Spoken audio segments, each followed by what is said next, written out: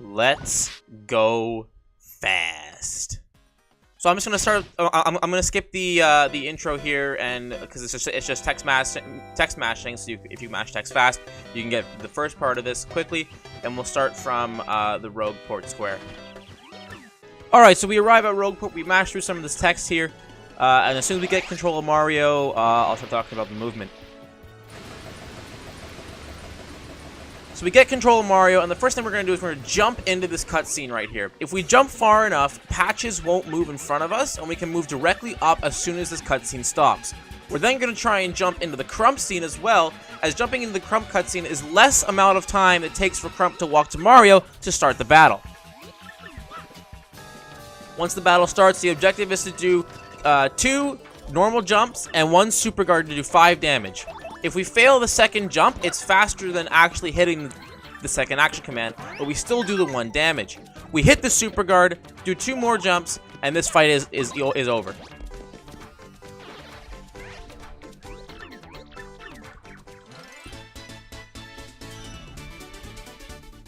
Immediately following this fight is more text mashing, and we're going to go up the stairs into the loading zone. We can actually clip through the corner of the right wall of the loading zone. It is kind of cool sometimes when you get Goombella to clip through the wall, and you can kind of see her smoke in the corner, but that doesn't always happen.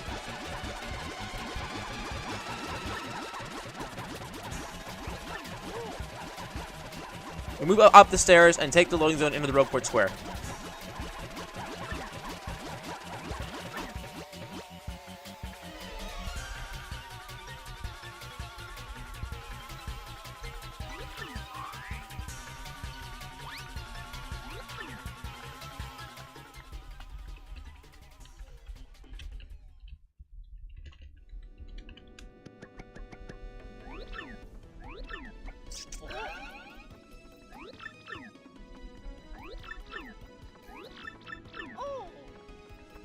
We're going to mash through all this text. The yellow Piantas in the background there are actually going to start roughing up some of the crooks from East Rogueport as soon as George starts talking. No matter how quickly we mash through this text, the game won't advance until the cutscene in the background has ended. So even though we're done mashing through all of Toadsworth and Goombella's text, we still have to wait for the guys in the background to finish their cutscene.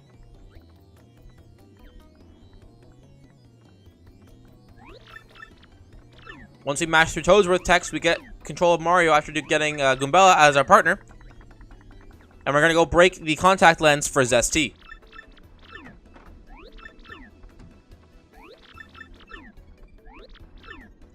Text mashing at this point is very important in Prologue, as text mashing can make or break your Prologue by a couple of seconds. It is possible for the Goomba in this cutscene to do a moonwalk out of it, which is kind of funky, but it's pretty rare for it to happen. And it did not happen on this run.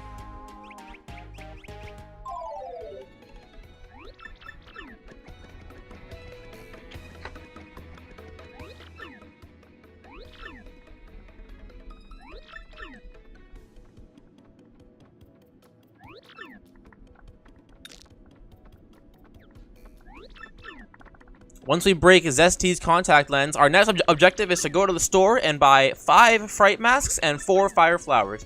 These Fright Masks will be used in Chapter 1 and Chapter 2, also with 1 fight in the Prologue.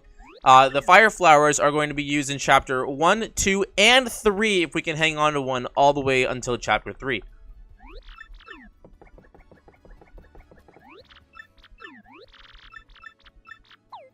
Oh, the Fire Flowers are not used in Chapter 2, sorry. They are used all in Chapter 1, and then you save 1 all the way for Chapter 3.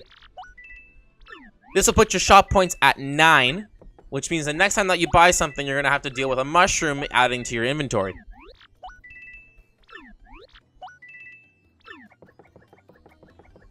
We order the contact lens as well, so that next time we come in here, we can get past Zesty. We jump into this cutscene again to get Mario further through the further closer to the loading zone, so there's less places that he has to walk while we're frozen from Goombella's text box coming up. We got our coins stolen here, but we already spent all of them, so that's fine. No issues there. We're then going to go into Frankly's house and mash through all of his text.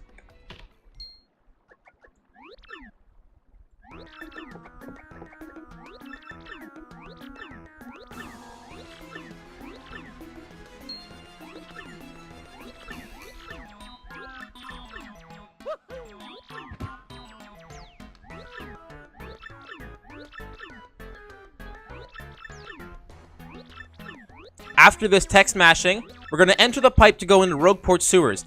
However, there is a tutorial that we have to be very careful to skip.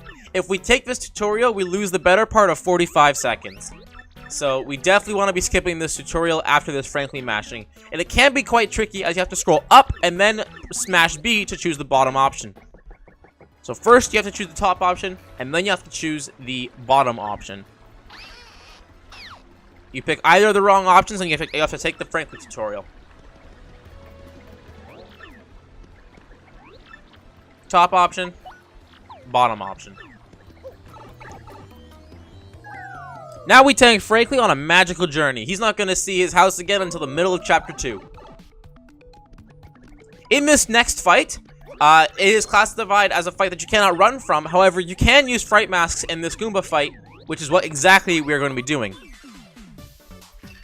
Mashing through text here is pretty key, as the platform in the background is going to be on a cycle, and if we go quick enough, we can actually make that platform on its first cycle. Menuing quickly, we'll use a Fright Mask.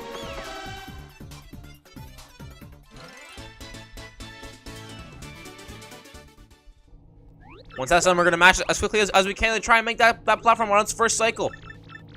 We know we have it if we leave when the platform is touching the left side. Easily jumping to the platform, we'll take the pipe.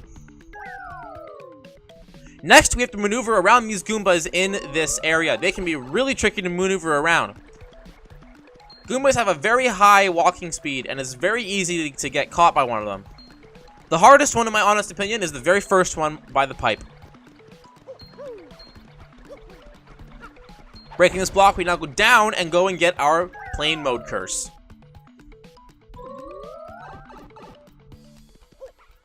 There's an invisible block here with a badge in it. We're going to grab this badge as we're going to need to sell it for coins later on. Doing speed swaps as often as we can is going to help increase our speed.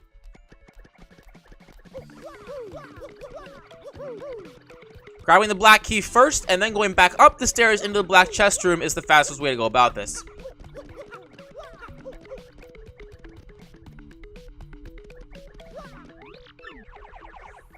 In case you didn't know, speed swapping is where Mario's movement up and down is faster than his movement left and right.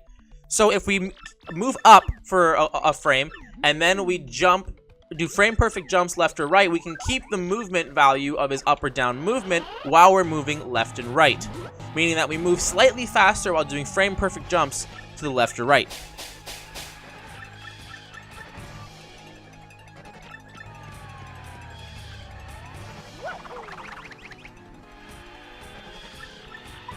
We have to carefully maneuver down to the bottom option during this cutscene so that we don't replay the plane cutscene.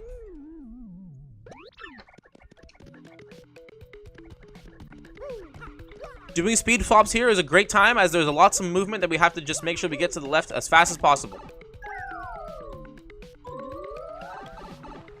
Once again, we have to be able to maneuver around these Goombas.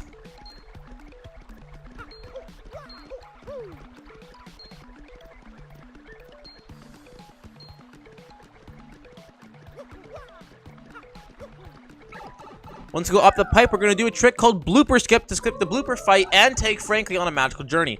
Blooper Skip involves two frame perfect jumps into the water before the game can update Mario's respawn position when entering the water. This is a glitch known as Hazard Respawn Glitch.